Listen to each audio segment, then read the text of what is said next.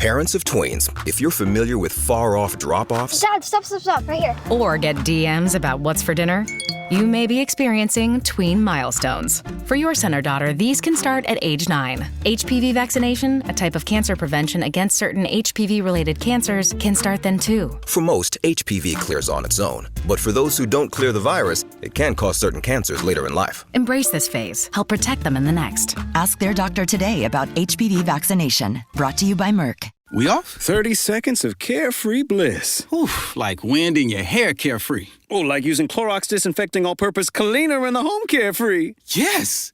Like dog slobbing on the coffee table and cleaning it with Clorox Carefree. He's on a roll now. Spit toothpaste on the faucet. You got it. You got it.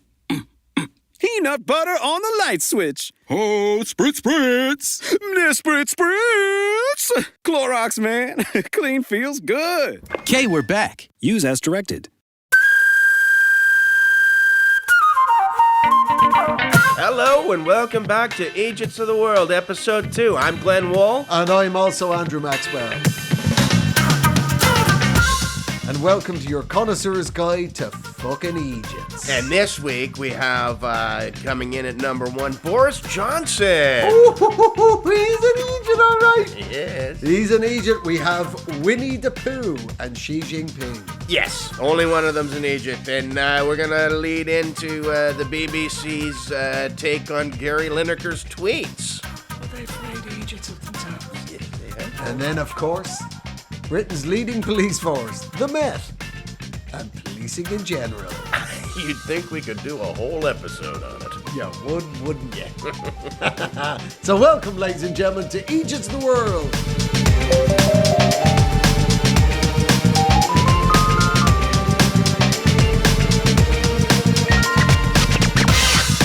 I suppose we should tell the listeners at home what we've been doing, because we've got 5 Eejits, but we've Don't tell them everything. yeah, well, Maxwell, we are in the heart of Shepherd's Bush in the hotel. We're on tour with Jim, and quite appropriately, we're in room 420. Yes, we're on tour with Jim Jeffries, and while on tour with Jim Jeffries, who doesn't drink alcohol anymore?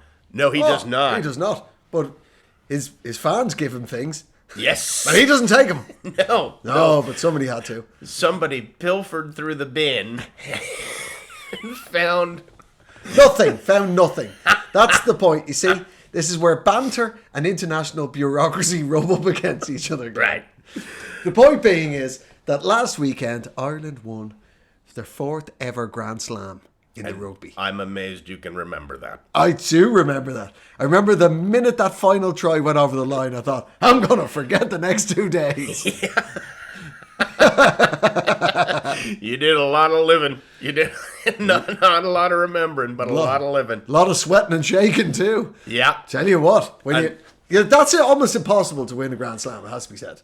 It is, and from your ingestions, and we won't say exactly what you did or didn't ingest, but in the middle of quite an impressive run, like both me and Jim, who haven't ingested our own amounts, we were like, God, he's really going for that. He's winning his own Grand Slam. In the middle of it all, we tried to give you a can of Guinness, and you put your foot down. You were like, get it away from me. I will not drink a can of Guinness. No, it was an abomination. In the middle of everything else that was going on, one of you came back from the bar with a weird pint that had a flutering along the side, and the most badly poured pint of Guinness. I thought, this, you know what I mean? We're talking Grand Slam champions here. We don't have to put up with your people's crap anymore. That's right. That's where the rebellion really started, in that very small, otherwise quite quiet bar in Sheffield.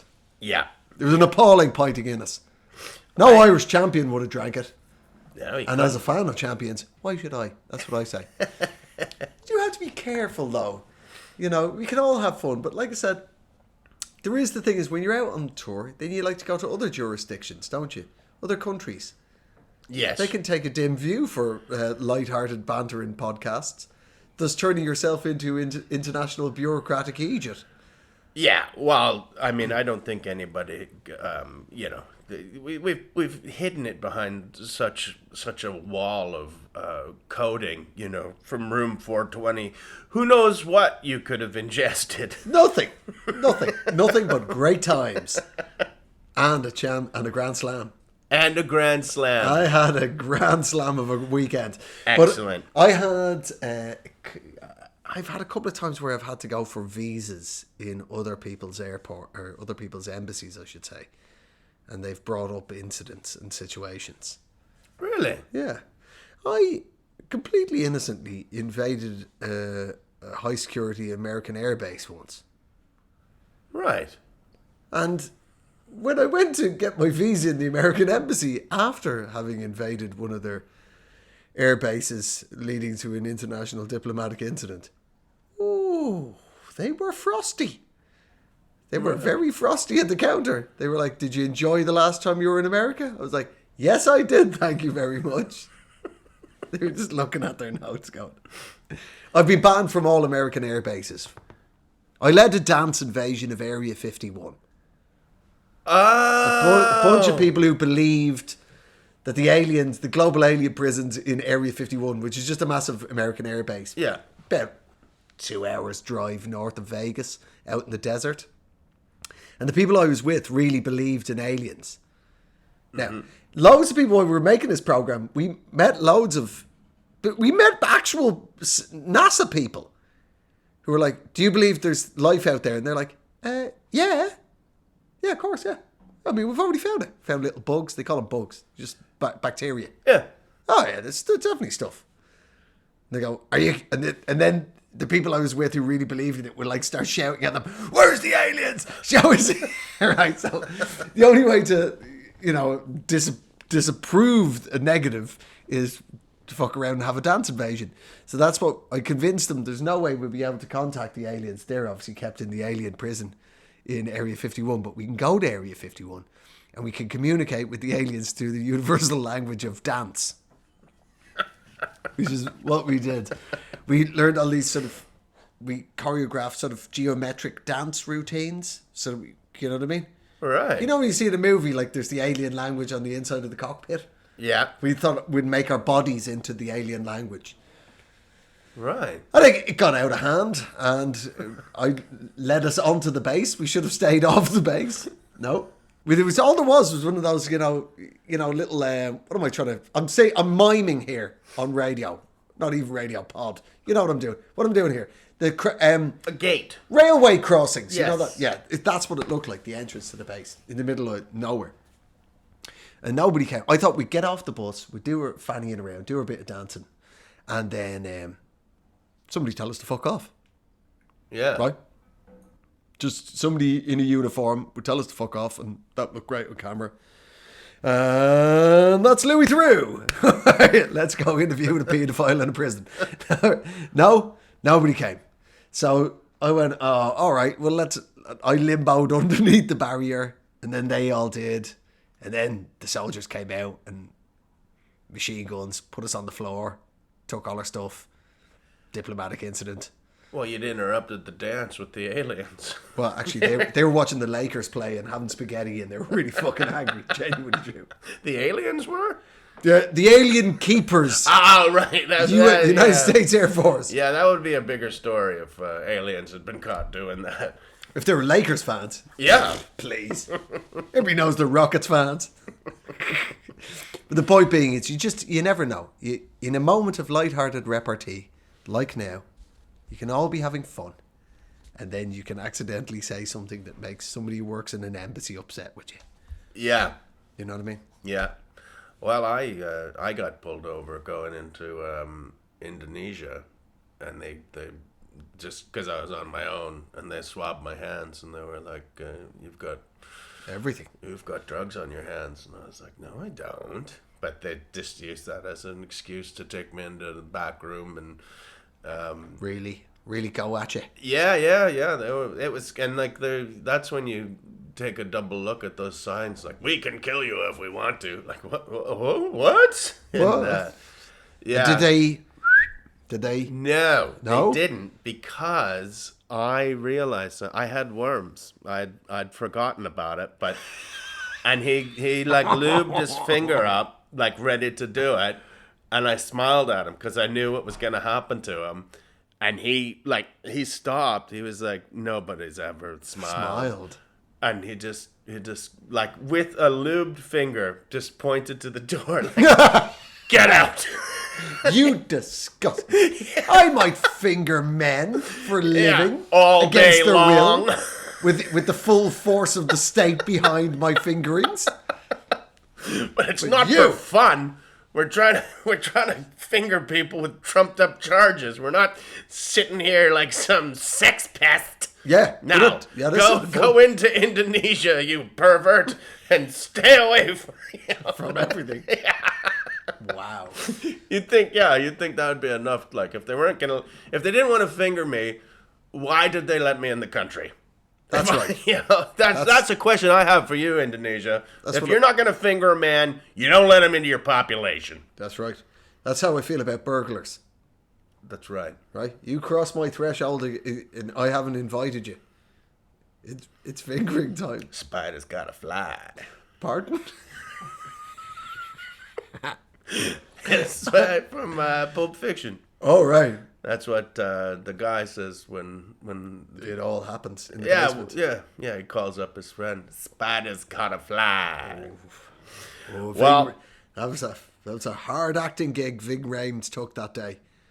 But when he read that script, he went straight on to his agent. I hope he read the whole script. Like he didn't just read the first few pages. Like, been a Quentin Tarantino movie. Oh, why not? Huh? I don't need to read the rest of this. What? Woo. Look, as long as Travolta doesn't do it, it's fine. Travolta must be screwing when he read that script, just ripping it up. Why am I not in that scene? Quentin, I've been up all night doing some rewrites. Just hear me out. You hear me out. We're going to get you to dance around in the diner instead. Ving doesn't want to get vinged by you. Yeah, Ving took a long look. He's not going to let you do it.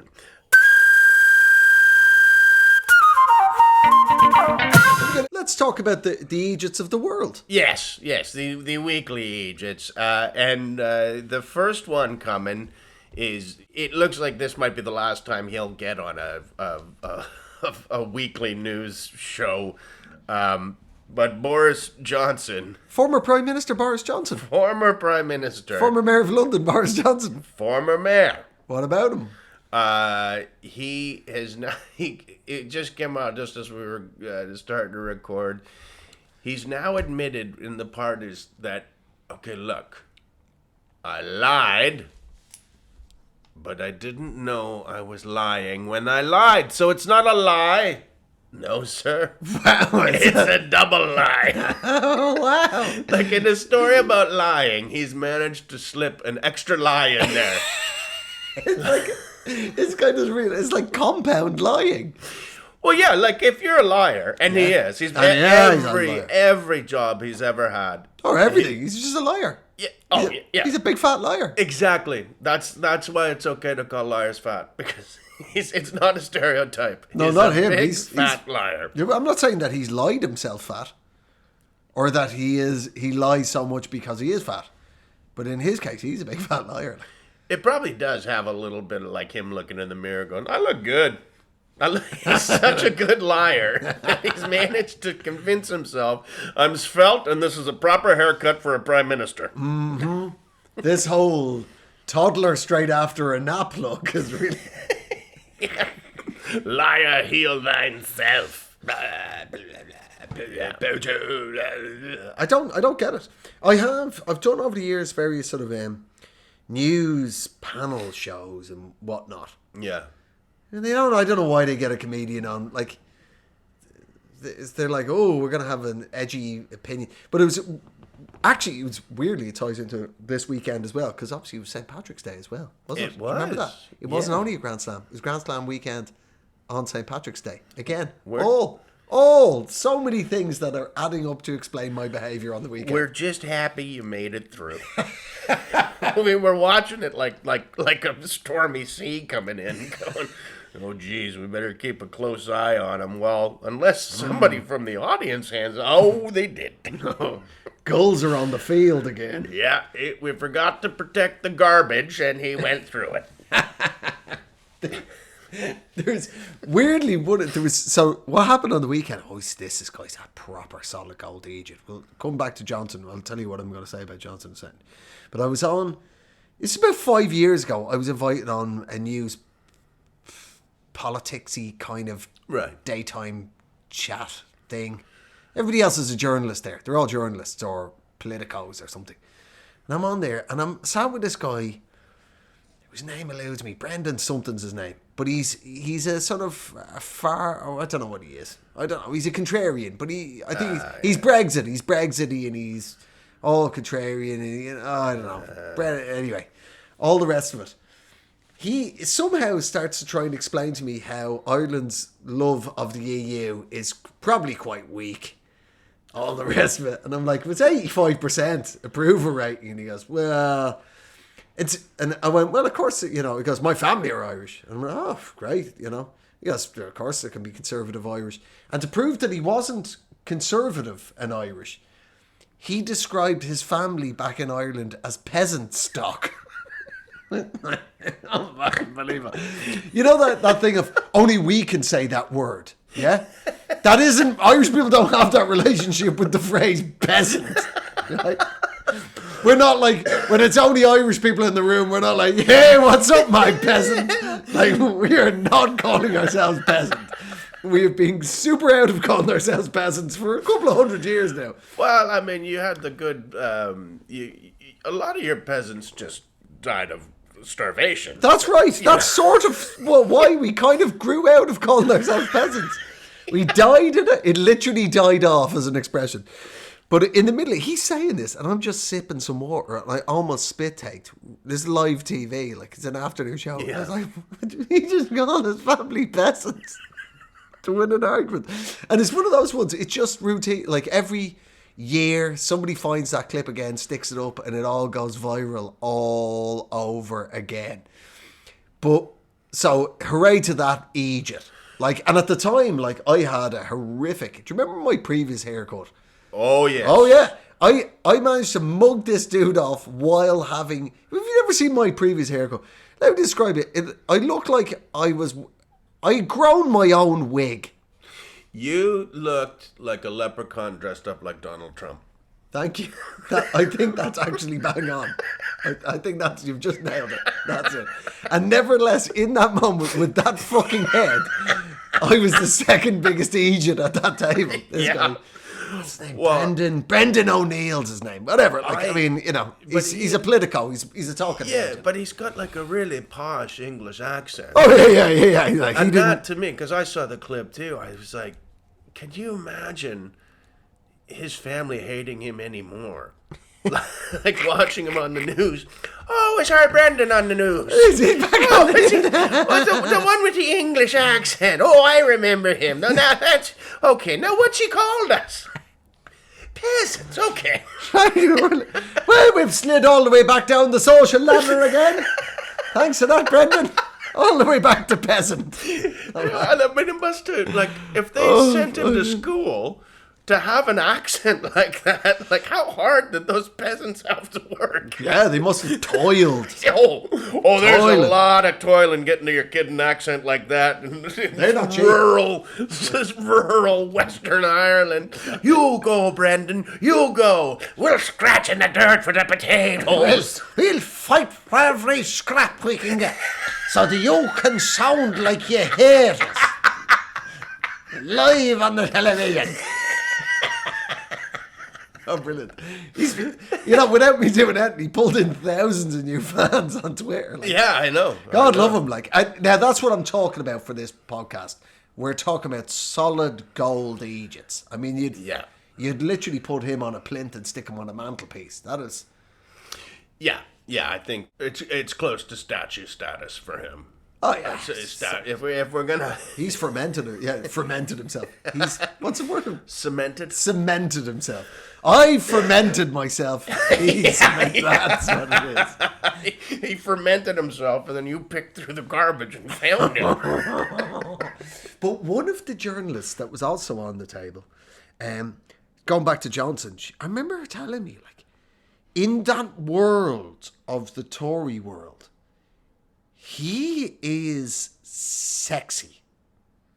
I know, really hard to get your head on if you're not in that world, but in the world of, you know, Town and Gown, Laura Ashley, you know, Jim Cana world, like, Johnson is hot.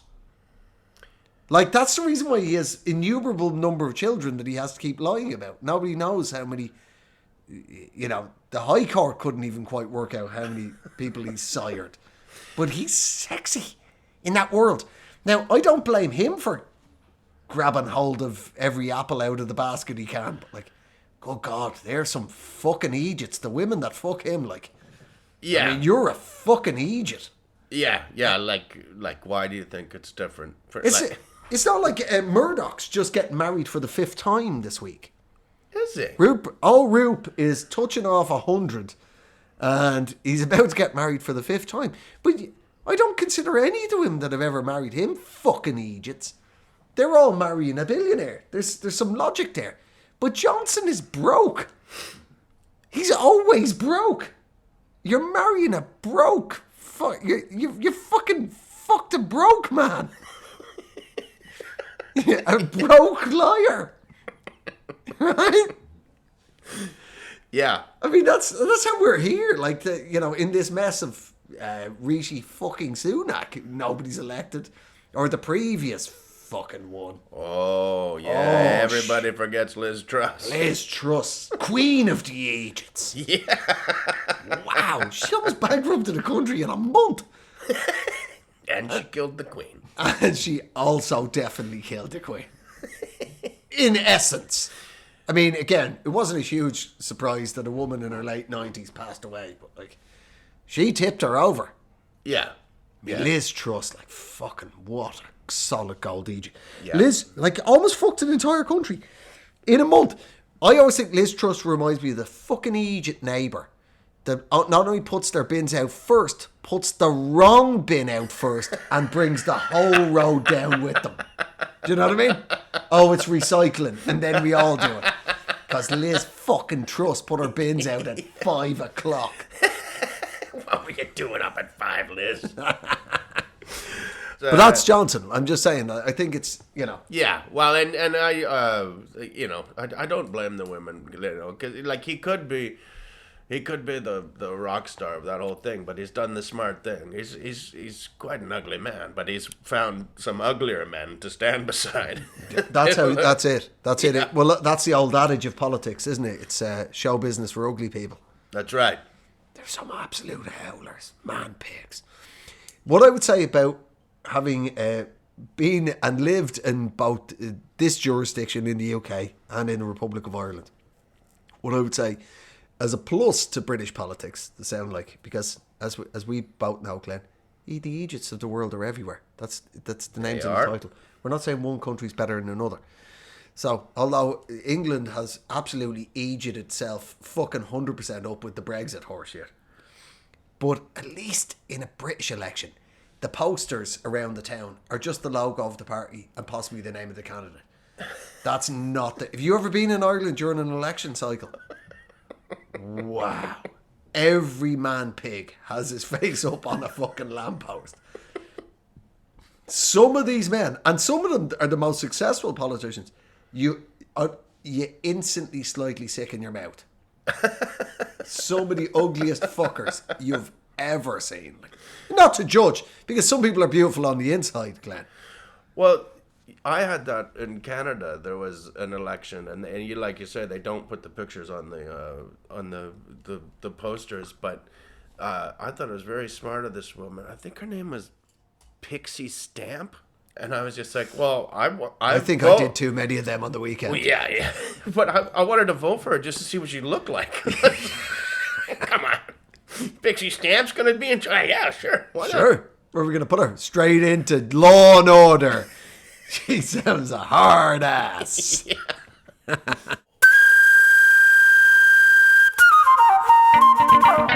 You found some Eejits yourself. Oh, now this is a belter. So, You know the way patent runs out on things? Yes, I did. And copyright runs out on things. Yes, it does. And then it becomes public property, essentially. Yeah, that's why so much classical music is used to sell butter. Yes, indeed. Indeed it is. Also, I think people who like butter also like classical music. Hey, man, depends what you're getting up to. That's true. Yeah, last tango in Paris. That's what I'm talking about. I set you up for that one. I could have jumped on that all on my own. I know. You're kind. You're a kind, sweet man. So the copyright on Winnie the Pooh is run out. Oh, dear. Look, speaking about last tango in Paris. Yeah. How was that? Yeah, that was the first thing I was going to ask. Copyright Winnie the Pooh runs out. Which does it go to first? Horror or porn? Well, yeah, I mean, I think perhaps both. I think he will almost immediately end up in hentai. The Japanese will be all over that. They won't be able to help themselves. It'll be tentacle porn. It'll be the only time Eeyore's cracked a smile. Well, I guess he's just in a top, isn't he? He's just in a t-shirt. Like, his ass is already hanging out. Yes, it is. And he's got all that honey. Oh, God, they're not going to give him a dick, are they? So what happened, right? So A.A. Milne, who wrote the books, Yes. his copyright, the family, the A.A. Milne copyright is gone. Disney still have their copyright on the Winnie the Pooh that you're probably imagining right now in your head. Right. The Disney Winnie the Pooh, I think they still have copyright for, but not much longer, a couple more years. But Winnie the Pooh as a fictitious character is now open season. And what has happened? This is so good. There's a British, the minute he was public property, some British people have made a slasher horror movie called Winnie the Pooh ... Blood and Honey. Now, what happens in it, I don't know. I'd imagine there's just an awful lot of, well, blood and honey. Yeah, I'm just glad they didn't call it Pooh, Blood and Honey. Oh, yeah. That's a whole different movie. You save that for the sequel, don't you? Shoot all your gun stuff off. Pooh, Blood and Honey. Look who's talking now.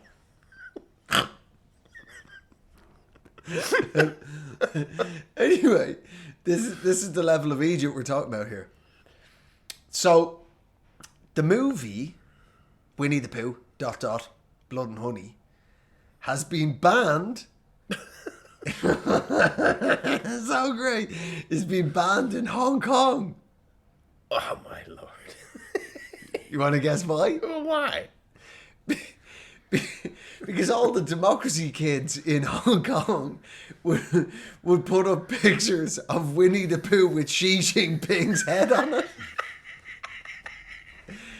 All the democracy kids in Hong Kong think that the fucking dictator of China, Xi Jinping, looks like Winnie the Pooh. Well, which he does. They're not the only people who think that. He's the shape of Winnie the Pooh. You can't unsee it. You can't, once you see I'm saying it. he doesn't have the face of Winnie the Pooh, but he's got the body of Winnie the Pooh, and he moves like Winnie the Pooh. I know.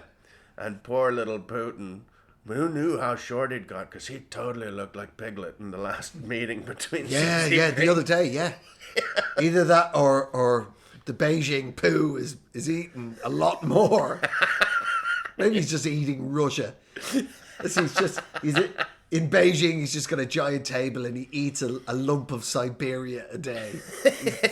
He's grazing his way towards Moscow from the east. He did have the look of a guy with new borders in his briefcase. Yeah. So, you'd like some deadly weapons, would you? Well, look, I've got a new globe here. But why you need new globe? We need new ones. Yes. We need new globe. Careful some honey. Eat it straight from my hand. Yeah. But he's Putin's not looking good. He's getting small and weird and twisted. Yeah. Again. I mean, he's a bit of a prick anyway. I mean, don't get me wrong. I don't. Yeah. But they've banned Winnie the Pooh for the possible likeness. Seems... Well, that's one of those things, like, it affects him because it's true. Like if it was just calling him a clown or something, yeah, okay, well, but it's... Yeah. Years ago, we had a panel show back home in Ireland, and we had Taoiseach, the Prime Minister, as they're called in I love Ireland. that name of a prime. Taoiseach. Like a wrestler. Yeah, it does sound... Taoiseach. Taoiseach. Just getting in the ring, and he's got a couple of... zzz. I like the old school wrestlers. Making a big T with his arms. Yeah, that's... Here comes the Taoiseach. Yeah, the lights flicker. That's his little thing. Like, that's how Taoiseach's coming. Wonder what his special wrestling move would be. Putting a coalition together. That's what. Yeah. Because that's what you get. You get a lot of coalitions in Ireland. Is it? Yeah. But we got the then Taoiseach, who's an ugly fucker. His name eludes me right now, but it's probably for the best because he's got relatives. Ugly. Are they peasants? I don't know, but they won't have been long off peasantry. But he's such an ugly fucker, right? I said it one time on the TV show when this fucker is so ugly, you could beat him up, but you wouldn't know how well you were doing. He seemed to be moving the lumps around his fucking head. Anyway, I said it like it was a pre-record show, so there's no way I expected it to go out. Oh, no. Not only did it go out, we got a message back from the actual Taoiseach's office, the actual government, just going, listen, you can say what you want about the Taoiseach, but don't mention his weight. I don't think I did. Imagine the fact that he was so fucking Said he was ugly, I'm sure. I mean, you can lose weight, you can't lose ugly. No. Even if you lose weight, ugly just amplifies. Sometimes it's better that you were fat and ugly because it was making your face buffier. Yeah, at least you look jolly. Now you look worn and gaunt. Do you know I got famous for a few weeks in New Zealand doing one of those panel shows just because I didn't even know who it was when John Key was the Prime Minister of New Zealand. Sorry, because there's 3 Prime Ministers back, yeah. Yeah, and I said, John Key in Canada, that's chained to a brick at a service station. You got the John Key? Yeah, it's right here. And it made like the sting for the commercial. So it just, like that joke was heard all over New Zealand for 2 weeks. Oh, 48 of them. People were yelling out their car, hey, John Key! So that was, and I know he totally has heard that joke. No, there's no choice about it. Yeah. It's a very small country. Mr. Key, we have someone just on the... So it's been a bit of a hullabaloo on one of the biggest news shows. Somebody's done a play on words with your name, John. I don't know you know this, but in North America, John's a toilet. And they also use key, the same meaning that we use it. So this fella's come on the TV and he's called you a toilet key. Now, we've really tried to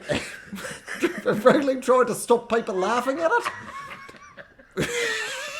We've put little signs up everywhere. Please don't laugh at the Prime Minister's name. He's not a toilet, he's a man.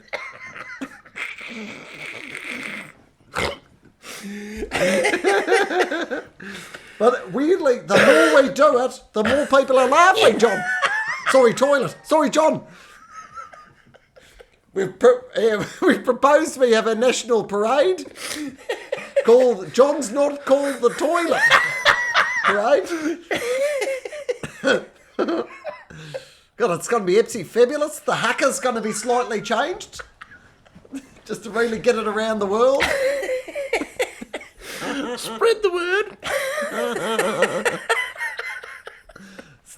It's not funny. Everybody stop laughing at it. He's just a regular guy.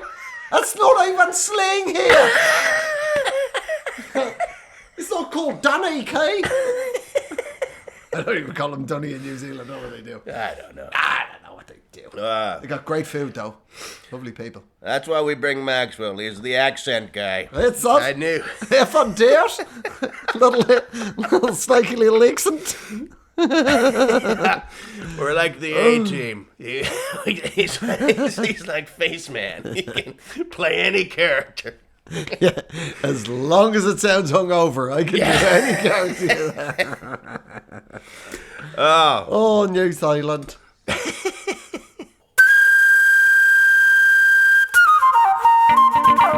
What else you got?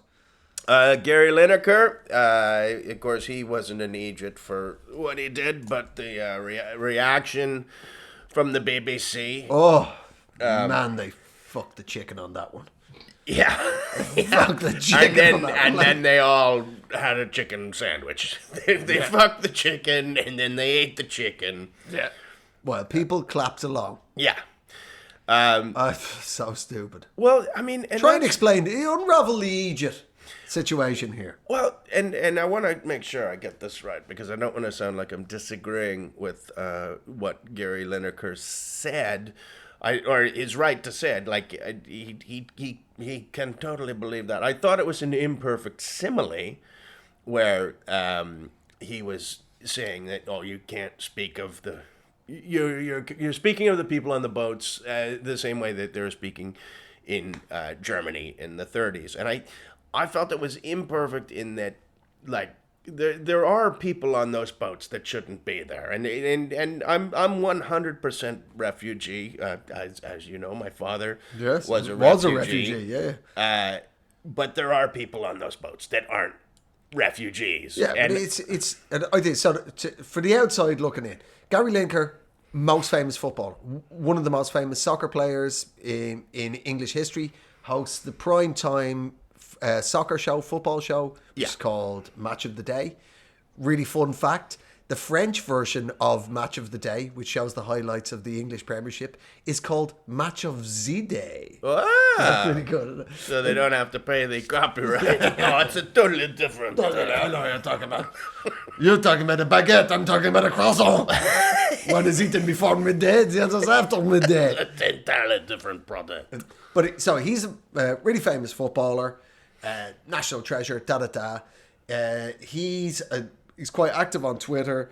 This government we have here in the UK is on the way out, and they're pulling every lever to try and garner any kind of support. So they're going really hard on anti-immigration, anti-migrants.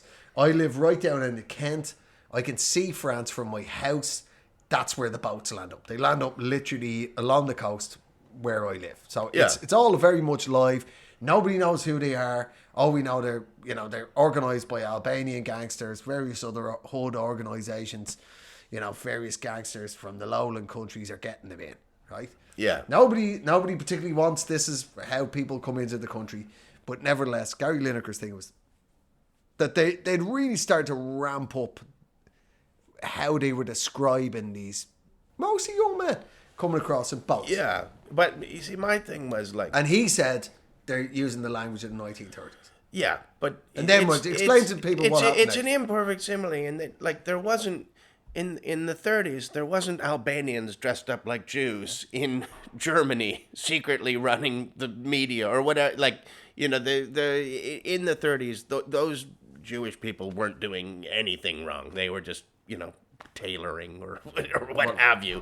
And it was just a bunch of Germans that had lost a war going, oh, we need somebody to pick on. Boot. Drops his dreidel. Excuse me, what did I do? Everything. It's got to be somebody's fault. Yeah. It can't be the incompetence leadership of fucking Ludendorff. Yeah. God, he's a moron. Fucking Hindenburg lost the war and then they made him president. Really? Fucking idiots. Yeah, all that Junker class that were in charge of the fucking army in the First World War, the people who lost the fucking First World War from the German side. I mean, once America came in, you're talking about the level of material that the Americans could bring to bear meant that the Allies were going to win the war. But not only the Allies win the war, the fucking German leadership lost the fucking war. Now, those sacks of shit couldn't fucking acknowledge the fact they'd lost the war because they were all fucking rich kids from the fucking Junker class of fucking Prussia. Yeah. Used to having their asses kissed by fucking obsequious fucking idiots in the fucking sandy fucking soil of Brandenburg. That's right. Right. So And this instead, is- they this decided is- to give. They started to give fucking Jewish people shit. The only people that made Germany interesting in the first place. Exactly. And if Gary Goddamn Lineker, Nazis! if Gary Lineker would have tweeted that, it would have been all right in my eyes. Well, it would have been a blog for one thing. Too fucking long. But yeah. So what happens? So long story short, he goes. I think this government's going too far. It's the language of the 1930s, vilifying and people. He gets pulled. The fucking government manages to lean on the national broadcaster and gets him pulled. No, you're not like pulled a top journalist. Okay, like your primetime one, Yeah. newsreader. Okay, right. You could go right. Well, maybe that could be considered to be politically biased. He's a fucking footballer. Damn good one this time. But like, it's not like he wasn't then spending match of the day just going, yeah, well, we'd like to show you the footage of Barnsley playing Wigan. Not that either of them are in the Premiership. You get what I'm saying? Yeah, that's why we can't show you that. We can't show you They're that not because in the Premier they're League, not in the so Premiership. that would be inappropriate. But instead, let me talk to you about Islam and how you know what I mean? So, Yeah, yeah. like none of it. So they sacked him, and then all the other retired footballers who used to play with them and that are also the hosts, they all walked off. Yeah. And they had nobody from Imagine. It's one of the highest rated, still terrestrial TV shows that the BBC fucking has. Yeah, and oddly was higher rated when nobody was there. I think everybody was just like, what's going to happen? Are they going to take it over like pirates? Just swing in, start presenting it their own way? But there used to be big strikes back in the day when big strikes with ambulance. The ambulance would go out and strike to get the army in to drive the ambulances. Yeah, so yeah. It's like hoping that's what was going to happen. It's going to be army. Here we go. Match of the day. It's going to be a little bit briefer than usual. We will all be speaking in the classic tones of British soldier or possible policeman who used to be a soldier. First game up, scintillating contest. Which they walked away. They backed away. He was back within a week. Yeah, So good on him. Good on him. stupid. Yeah. Fucking TV executives. Yeah. Bunch of fucking fannies. So I think within that story, we can all agree that it was the BBC that really rose to the Eejit challenge and said, yeah. Bureaucracy rose to the challenge. Yeah. Yeah. Just because you're in a suit and tie and at a desk and you've got a secretary and you've got a business card doesn't mean that you're safe from making a monumental fucking Egypt of yourself. That's right. That's right. And I'm not surprised it came out of 2B, because at that upper level, there are just people that just stand around trying to change stuff to justify why they're standing around there. Oh, just, put everybody in purple shirts. Why? Yeah. Just tell everybody that's my idea. I'm the purple shirt guy.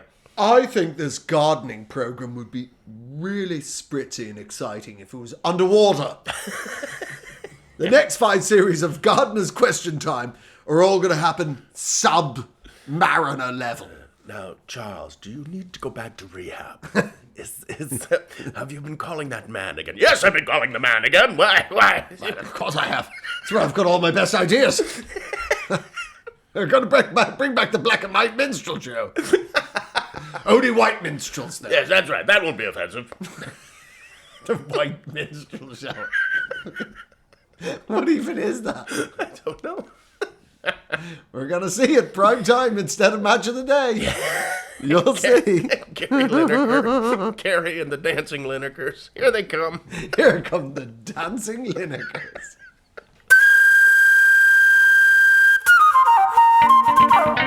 What other Eejits do we have? You're up. Oh. You sounded very Canadian there. Oh, jeez. Oh. Well, I got one here for you. I got a real humdinger. This one straight out of the Hortons Mega Basket. Oh, no, you wait till you roll up the rim on this one. This is pretty This is straight. This is like it's like a golden hockey puck, straight out of Gretzky's Magic collection. Hey, pull up a stump around this fire. It's the Met Police. Yes, The Metropolitan Police. Oh, how could they? How could they have avoided a podcast about idiots for this long? Wow. Episode 2. Episode 2. Wow. So there's been a report that's come out. This is what happens in this country. Anytime anything goes massively wrong. The Iraq War, Hillsborough disaster, Bloody Sunday massacre. They'll always have an inquiry into it. They'll have a report. Nothing ever happens. You know, everybody gets a fulsome public apology. Wonderful. How long did that take a PR to whip up? Some lord that is the best at stifling yawns is brought out Yes. to sit on the board. Lord Bravenshire, I have yet to publicly yawn in over 40 of these events. Oh, well, he's the best. Get him. He's wonderful. There was also the whole, the tabloid spying on people. There was the Levinson report. It was all that. Yeah. So they've had one of these. So the Met Police, again, for people who are not in the UK, are the biggest police force in the UK. I guess they're kind of like the NYPD. They're massive. They're huge. They're a huge police force. Yeah. And they're also in charge of all the top tier policing for the whole country. Yeah. So they're both the regional police force and they're like the elite cops as well. Yeah. That makes sense. So it really matters. And it's also the largest police force. Over 100,000 cops, something like that. It's massive because London's, 8.5 million people. It's a big town. It's a big old town, needs a whole lot of cops. It's a big old town. It actually didn't need all the cops now that we've looked into it. Not all of them. Yeah. But there's been, in quick succession, there's, so I think scandal's too light. I mean, both of them have gone away, and hopefully they'll serve a very long time. 2 armed cops, totally different incidents, but both diplomatic protection officers. Yeah, we mean with weapons, by the way, not just with arms. Yes. Most police officers here have arms. Most of them are actually, have limbs. But 2 different incidents. One cop kidnapped and murdered a woman. Yeah. Right? He was an armed cop who turned out, when he was caught, all his colleagues referred to him privately as the rapist. Aha! I mean, And it took them a while to catch him too. yeah. I mean, that's poor police work. how much hunch do you need, boys? If it was a novel, you'd stop reading it. If, like, Poirot turned to the hushed crowd and went, and the murderer was Wayne the rapist. Right. Wow. That's another 80 minutes in the cinema. What are we going to do? So it wasn't Lady Ida didn't do it from Innocentville? No. That was not her. Wow, Agatha, you've got another bestseller on your hands. And then there was another one who was also weirdly because routinely British cops aren't armed. Another armed cop turned out to be a massive serial rapist. And his nickname, amongst his colleagues, was Dave the Bastard. And again, nobody... Well, they jumped on that very early because it also came across his nickname, and the Met actually released a statement going, it wasn't because he was a rapist, it was because he was abnormally cruel. That's why they called him that. Oh, wow. Well, as long as he's not a rapist. Just a strangely cruel man with a gun, roaming the streets with a badge. Okay. Yeah. Yeah, well, you're off the hook then. Are we just saying that being a rapist is standard cruel? Yeah. What's the abnormally fucking cruel? And he did turn out to be a rapist. Yeah, that's how he did it. He gave himself the wrong nickname and we couldn't catch him. Fuck. So this week, this is all the inquiry, the sort of report, has turned out that the police are... Police are coming, if you can hear that. I don't know if you can hear that, but that's the podcast police. They've managed to winnow down all the other units. Can't protect the weak or the vulnerable anymore from themselves. But like, yeah, they can. You gentlemen gonna keep this under an hour this week? Yes, officer. Yes, we will. Yes. Got any good clips that can be used on socials? We're trying. But yeah, in the middle of all this. This is the big inquiry this week into the Met Police, saying that it's institutionally racist, sexist, and homophobic, amongst everything else. Another fucking case comes up. There's another guy got done this week. Another Met cop who had sent on WhatsApp groups to other cops, who, thankfully, some of the other cops in the group went, hey, I'm a cop. This might be a crime. Hey, he'd been sending around pictures of a beheaded woman being violated, videos of it. And his only excuse was, a bit of banter, innit? No, you're a psychopath. It's hard. Both of us, weirdly, both of us have family in policing. We actually have, so we both know it's not an easy job being the old Bill. And, but, I mean, and everybody's a human being, and then there's grey areas, and sometimes bad guys get put away on dodgy evidence. But most people, deep down, don't fucking care. As long as the bad guy goes behind the door, right? Once the bad guy's behind the wall, nobody really minds. I mean, that is corruption. It is corrupt to falsify evidence, change the dates on it, whatnot. But in the end of the day, if you put the bad bastard away, most people don't care. But that's not the environment that this is. No. These three fucking wrong'uns. Yeah. I mean, there's there's the blue code. We all stick together. To a certain extent, there's no law. That's just how policing's going to be. You got to stick together. Yeah. But fuck me. Like, how did you not see this? None of these men were being subtle about it. No. Well, my dad told me a story from when he was in the police about, just like old ways they used to deal with stuff. And this had been in the 70s in Toronto. He was in the RCMP, and there was one... That's the Mounties. Yeah. To the outside world. There was one cop. He was a white... they'd be mostly white guys back in the 70s in the police. There was one cop who wouldn't stop doing an East Indian accent, as a joke, do the head wobbles and South stuff. Asia, yeah. Yeah. And he'd get some laughs out of it, but he just, it was kind of his go-to thing.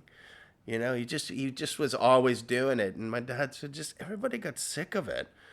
But, it was kind of like back then you couldn't even tell somebody not to make a joke like that. Yeah. Because it was like, I can say whatever I want. I don't see. Fucking have a laugh. So they got another cop that did a really good East Indian accent. And they called him at his desk. And they were like, we understand that you have been making fun of our accent. No, I have not. I'm so sorry. Don't let it happen again. It's fucking 2 offices away like that.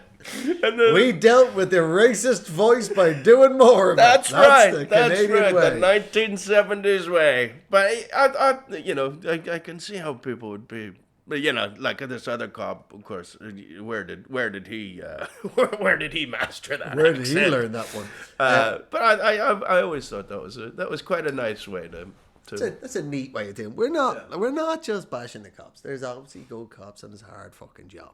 Yeah. But what we are bashing is needless bureaucracy. That's what this episode, the Eejit of this, has been. Border enforcement, fucking national broadcasters and policing. Yeah. So many Eejits. Fuck. Yeah, and the special salute, police salute goes to the cops who couldn't catch Wayne the rapist and Dave the fucking Bastard. torturer or whatever his name was. You just couldn't see it coming. Yeah, do they need a special nicknames wing like the internal affairs? Like, we're in here to look about nicknames. Pedophile John, is that an ironic nickname? Yeah. I'm into really old people. That's why they call me that. Well, okay, John, we're gonna have to talk about that. But Well, I'll also have to pull you in for that one. But on an upside, right? Because obviously there is good people in everywhere. Sorry, I remembered one thing about the police I wanted to say, because there was one other thing that happened, and don't Google her if you're not from England, you don't need to know her name. A lady fell in the river here, and there was the internet sleuths came along and tried to solve it, and the police got nervous. And because they were like, no, we're sure she's in the river. And they were all like, she's not in the river. She was taken. Oh, the woman who passed away up north. Yes. Yeah, she fell in a river. And the police couldn't find her in a stretch of a mile-long stretch of meandering country stream. Yeah. So astonishing. Yeah. It became huge news story here. And they decided to tell everybody, look, there's other things that might have been happening, but we're not going to tell you. And the reporter's like, what aren't you going to tell us? We'll tell you. She did that, yeah. And they're like, she had a drink problem, and they were like, okay, because she was worried, because she was going through the menopause. It was like, what? Why did you need to tell us why she was drinking? That's not pertinent to any story. Like, local herpes sufferer Margaret Thompson was kicked down the stairs at the train station in an unprovoked attack. Police are baffled by the giggling. Yeah, it was weird. None of it made any sense. No. Who gives a fuck why she's missing? Just find her, you fucking clowns. I know. It became TikTok investigators. Oh, yes. Which are people that are so fucking annoying and stupid that they make 9/11 deniers go, oh, God, you guys are dumb. Flat earthers are getting up from the table. I gotta go, Mike. I might go for a piss. When I come back, hopefully you've left. And I can see you leaving because the world's flat. It's so stupid. But in a press conference, that's right. The cops went, we don't know where she is, but this needless gossip about her, hopefully that helps her. Yeah. Did you look both ways and say it like the town gossip? I'll tell you why she was drinking. She's missing. I'll tell you why she's missing. I don't know whether it'll help her be found, but who wants the gossip? Yeah, making a little drinky sign. I don't know where she's gone, but woo-hoo. They have not, in the last couple of months, British cops, it has to be said, have not read themselves in glory. But like I said, there is, let me share a fun story about the cops to lighten the load. Okay. Because obviously law enforcement is a difficult job. It is. And we all know that there's fucking Eejits in every situation. So, and we also know that I have probably almost too much of a passion for Irish rugby. Hence, as we sit here on Tuesday in Shepherd's Bush, I'm still not right as right now. I'm not still fully there. But it was a grand slam, an incredible occasion. You brought it with the John Key thing, so I'll forgive you. So I was this time last year. It's called the Autumn Internationals, right? Which I think explains everything. It's all paid for weirdly by Amazon Prime. Prime basically get all the rugby nations to play against each other in the autumn, so they can trap a lot of middle-aged dads on their fucking shopping app. Yeah, I mean it's a stroke of genius, and they pay you. You know what I mean? So it's great. My dad passed away 2 years ago, and my mum has moved into assisted living. Yeah. The other side of the city. We're from the north side, but now my mum lives literally around the corner from the National Stadium for football, soccer, and rugby is called the Aviva Stadium. Lansdowne Road's the real name. Lansdowne Road. But That's what I would have thought. Yeah. But yeah. but it's called the Aviva now. And I was... Not here. It's called goddamn Lansdowne Stadium. Lansdowne. Not on this podcast. Not on this. We're calling it Lansdowne. fucking- The rock and roll. The man from the road. So, my love for Ireland rugby is because of my dad. My dad would take me to see Ireland play from the age of 12. I went to a rugby school, played rugby, didn't get big enough, didn't play rugby anymore. But my dad from the age of 12 took me to see Ireland play, right, at Lansdowne Road. So it was my dad had Alzheimer's, and anyway, fuck Alzheimer's. There's no point talking about that. But he was away with the fairies at the end. Yeah. And Ireland were playing the All Blacks. Right? Okay. The New Zealand team, the legend. They're like the Brazil. They're like the greatest in the world of rugby. And Ireland had never beaten them in 100 years. And it was only in this century that we started beating them. We beat them in America. And then we beat them again. And I had a ticket to the game. And I was flying. Me and my sister were flying in and out to sit by my dad's bed. And like I said, my dad had Alzheimer's, so he'd already gone. Yeah. You know what I mean? He was there, but he wasn't. And I had tickets to the Ireland All Blacks game. My mate Jeff got me the tickets.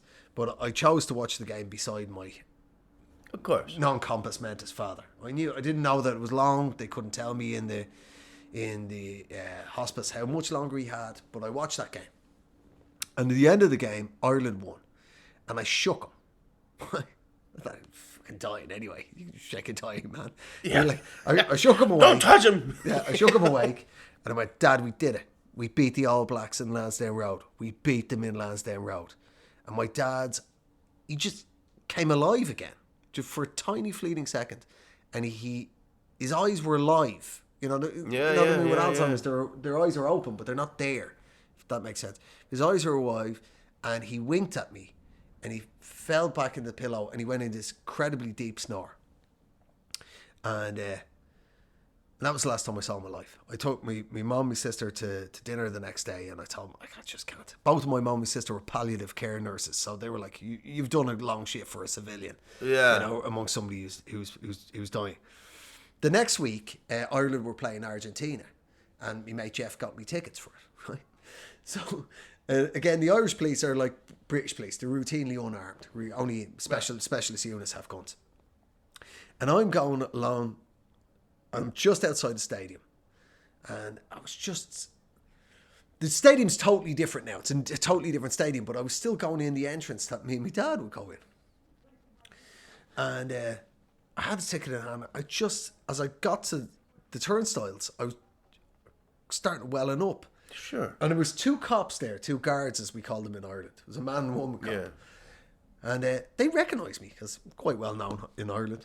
There's more famous comedians, but I'd be reasonably well known back home. Sure. And they clocked me and they were like, all right, Andrew. And I went, all right, how's it going? They're going, they could see there was a look on my face. And they were like, you all right? I went, yeah. And I just poured what I just told you out to these two cops that didn't know me at all. I just went, I just went with my dad. My dad just passed away last week. I had to take us to the All Black, but I decided to spend it instead of my dad lying beside me dad, you know. And he told him when I woke him up, and he winked at me, and that's the reason why I love Irish rugby, because I love my dad. And I'm welling up beside these two cops, right? The two cops had no idea how to deal with it. So the male cop just went, do you want to have a go at me hat?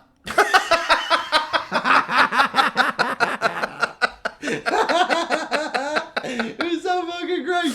So he just, I went, yeah, like I was like a 10-year-old boy. Like, and he put his hand on my head. And I went, right, you drawn a picture with us? I went, yeah. And I took it. I've still got it on my phone. I've got a picture of me and two guards. They went, yeah, that'll cheer him up.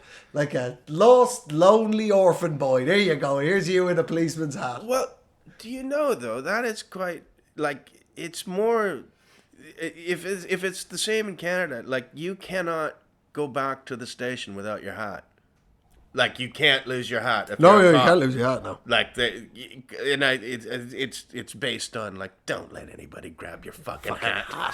Oh yeah. You don't get your hat knocked off in a riot like that. Yeah. Stab me, don't knock me hat off. Yeah. So what do I do if you lose it? You don't lose it. Yeah.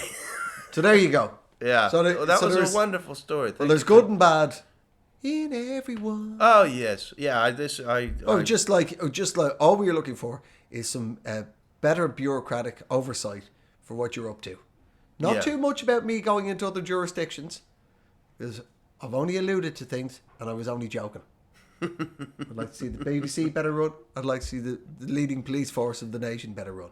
Yeah, but it's not unsalvageable in either thing. So That's yeah, right. that's the main takeaway. That's our takeaways. Thank you so much for that story about your dad, Andrew. That was wonderful. Thank you, and thank you for the emotional intimacy that you bring to our relationship. That I felt confident and comfortable enough to share it, Glenn. Yeah, no, whatever that meant.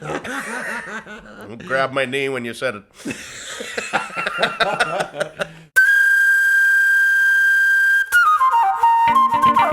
Well, that's the Eejits of the world this week. Oh, what an episode. Thank you so much. Thank you. Hope you enjoyed that at home. We enjoyed doing it here. And we will be back next Wednesday in your feed with more Eejits of the Whoa! This is a Pod People production.